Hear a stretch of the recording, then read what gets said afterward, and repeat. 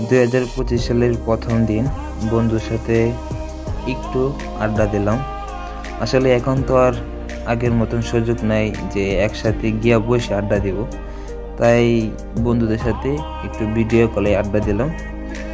এটা হলো আমার 2025 সালের প্রথম দিনের আড্ডা বা এনজয় করা যেটাই বলেন।